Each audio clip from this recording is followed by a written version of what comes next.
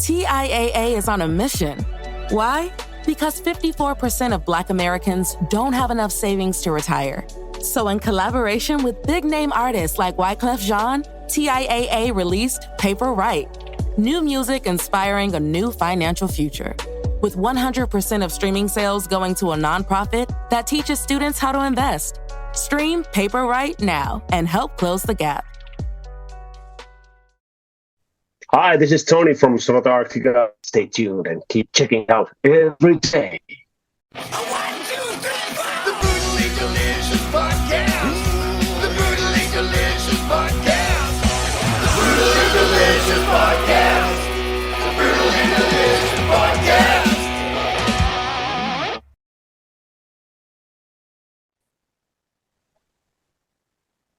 Hello, Tony. Hello. How are you, Bruce? Good. How are you, my friend? I'm Bruce. That's my partner, Dark. Hey. Okay. Cool. Hey. Thanks for joining us. I appreciate it. Happy to be here. Thanks for having me. You've been doing press all day? Pretty much. Yeah, I had a few breaks here and there, but taking care of the kids. Tired of talking, probably. Not yet. Ask me again in 2 hours. So. Well, we won't keep it too long. I told Liz we'd keep it to around 20, 25 minutes. So that's anyway, cool. Right.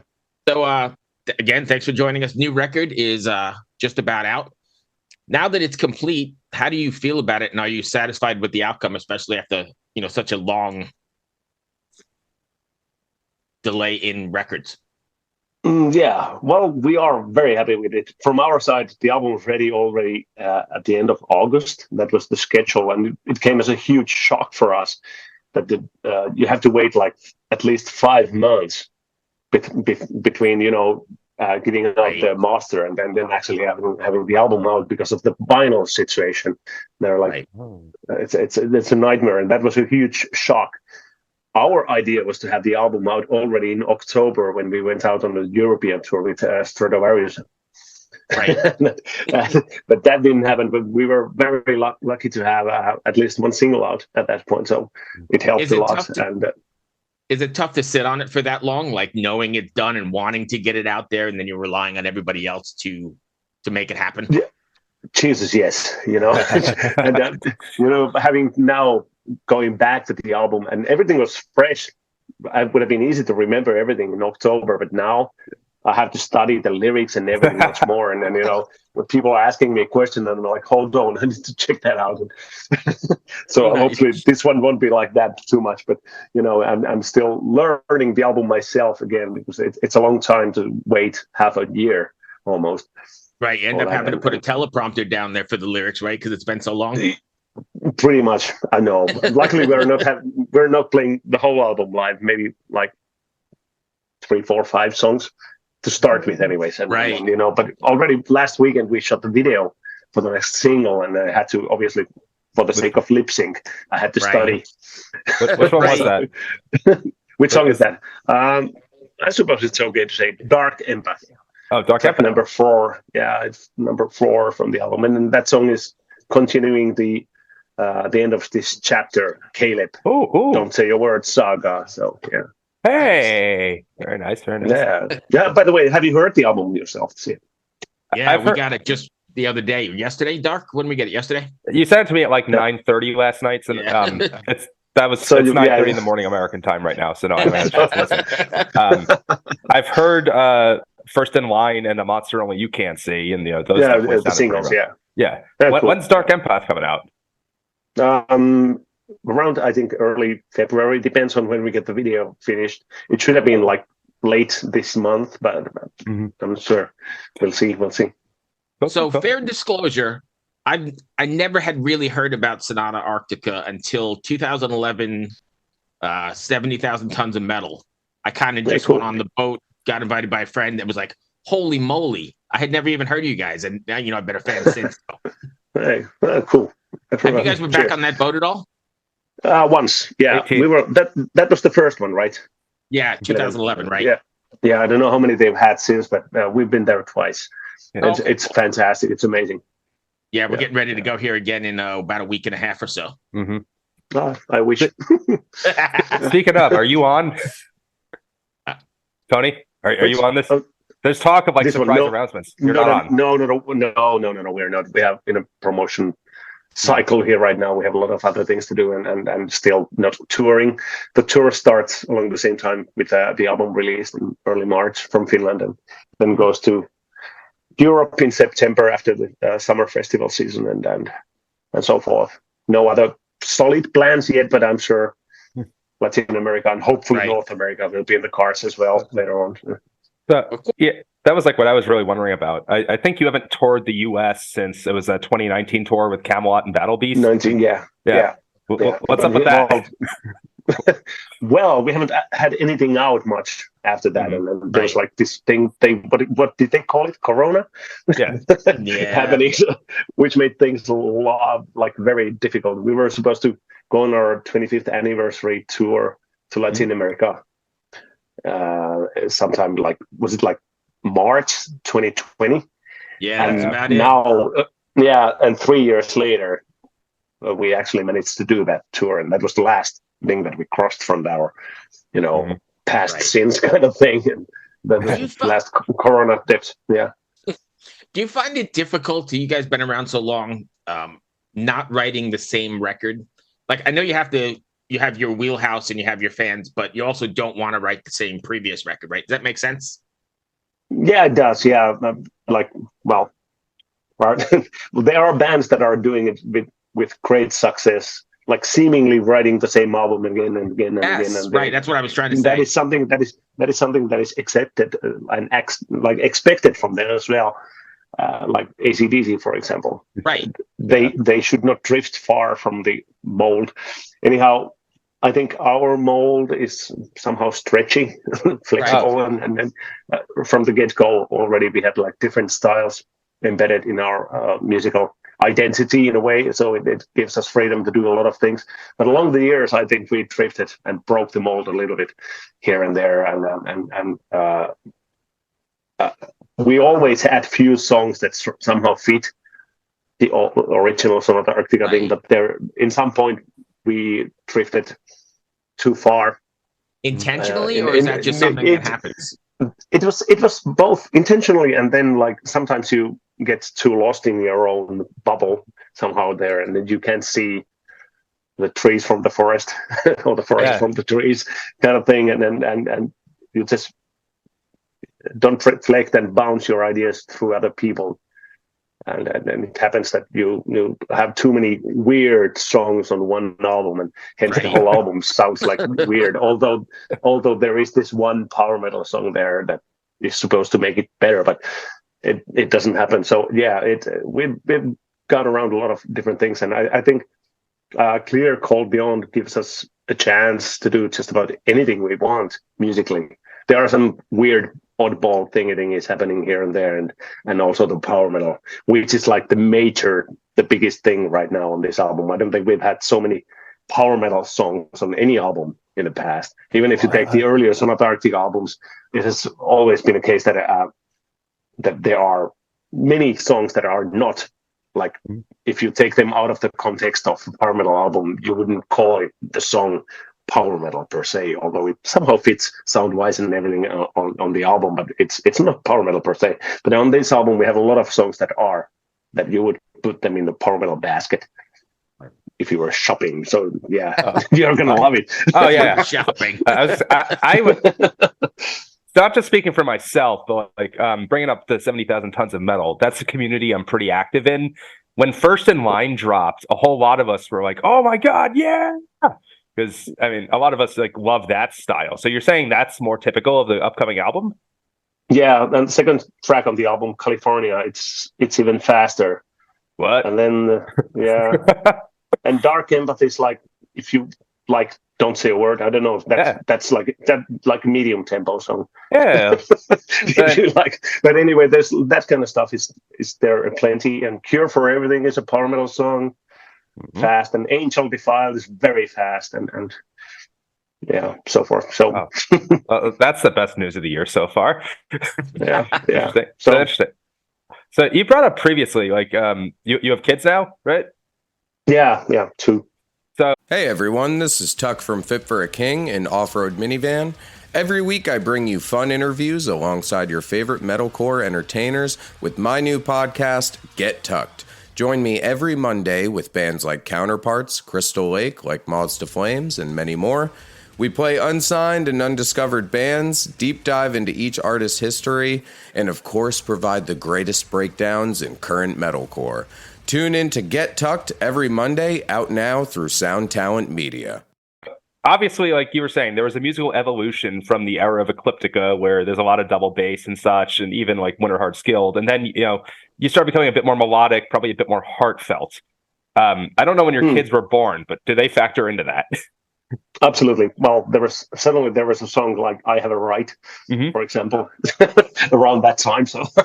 So yes, okay. Of course, it gives you a certain sense of I don't know, responsibility also, and you need to think about yourself and your own life much more when you have kids. You can just go around the world and write about whatever. At least that happened to me, that I want to be more conscious about certain things and advise myself with many of the songs that this is something that I do not want to be, and not necessarily preach about how things should be done and how they could be, but maybe drawing like paintings and writing lyrics that people can somehow reflect to and find maybe solutions for their own problems.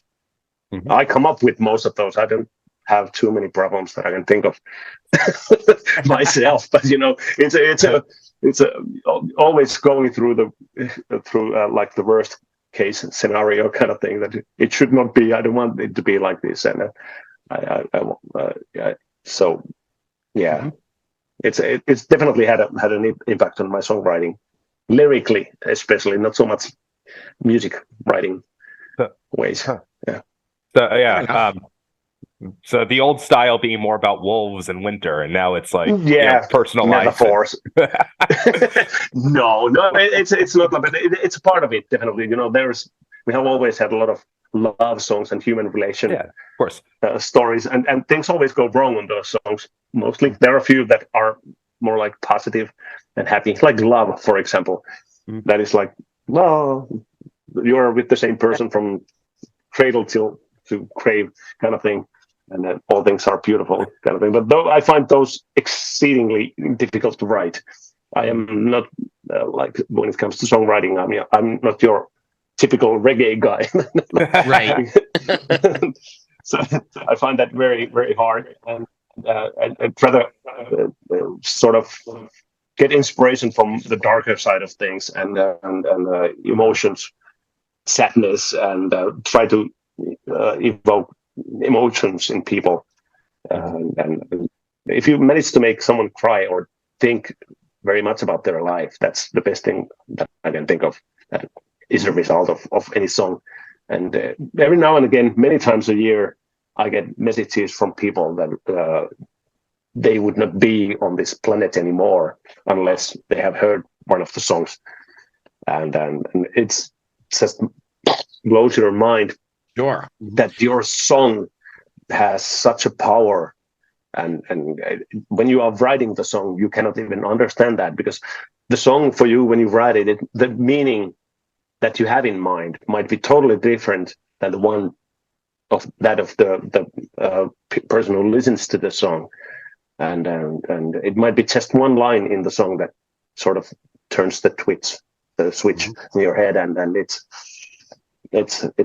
So, do you feel a sense of responsibility then to your fans when you're writing? Well, yeah, there's this saying that you are responsible of the souls that you save, but no, in that sense, no, I don't. It would be an awful stress to have, but I'm just very happy when people tell me these things, obviously, because it gives me a sense of reason and motivates me to keep, and gives me the feeling that I'm doing something right. When at the same time, you get like a lot of criticism from people that your lyrics are not power metal.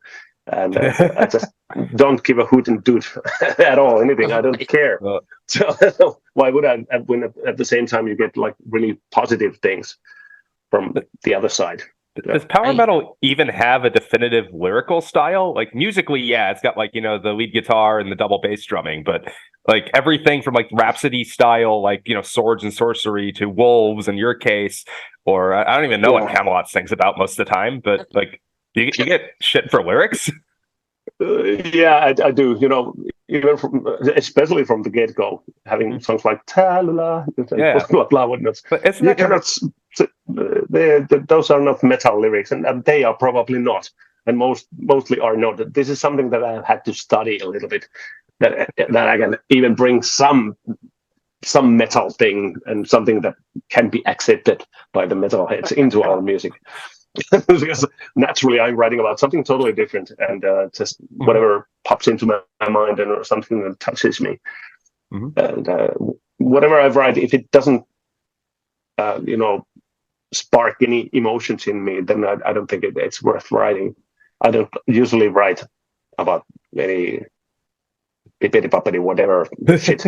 You know, it has to have some weird meaning to me, at least. You know, at least one line in the song has to have a solid meaning, so that it makes it worth for me. And then you can write a lot of supporting lines around that one sort of key line that you have in the song. That's an interesting style. For that matter, like, isn't Talula like Talula? I think that's your most streamed song on Spotify. Who's complaining about it? Yeah, I think that there are some weirdest shit going around with that song. You know, at least in Finland, there is this challenge. Did you do the blank? You know, the blanking.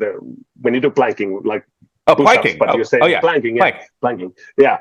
So it's a Talula blank. So you count how many times you can listen to the song while blanking. So like some people have managed to go from. Originally, they only got through the first verse. And they were done. That's now funny. They can do 11 Talulas. So it's funny. Wow. Yeah. Interesting there. Yeah. What does a Sonata Arctica audience look like, or crowd look like these days, right? I imagine it's super multi-generational because you've been around so long, right? Yeah, it's anything from old geezer in their 70s or 80s, at least the ones that look like have gray hair. Right. Yeah, exactly. Yeah, that looks good. And to babies. And the best thing is that when you had like 3 generations of people of the same family watching a show, then I can actually remember these people. That first there is this now grandpa that I've met in a show, and then he has brought his own son to see the show, and now there's a grandson and son as well seeing the show, and it's like, That's oh my crazy. God, this is the way. This is the way. It's really crazy. All right, so that's crazy to me. I would never have thought, like, you know, a band like AC/DC or Kiss or something, like, you know, having grandparents and grandkids. Power metal really only came about in like the 90s. I guess 80s we count Halloween. So 30 years and you're like 3 generations. Yeah. Wow, that's crazy. I hope there's not a teenage pregnancy in there, but No. Obviously, the kids were a bit older at the time. In their, you know, we've been around anyways. So the people who were 15 when we started, they can easily be like, you know, parents at this point.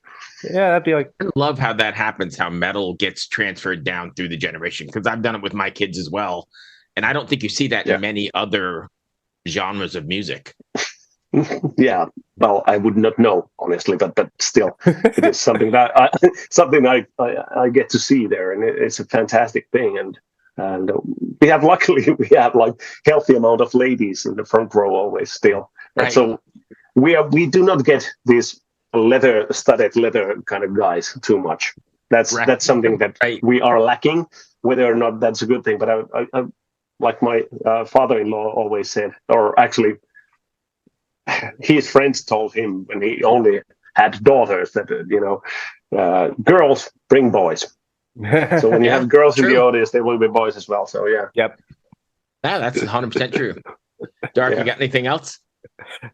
I'm just thinking, like, the first time I ever saw Sonata, I was 17 years old. It was the Days of Grace tour, New York. That was a pretty mixed audience. I remember my friends and I walked out and we were like, wait, we saw Hammerfall 2 weeks before that, and they didn't have many chicks in the audience. What is it like? How do you get the chick appeal?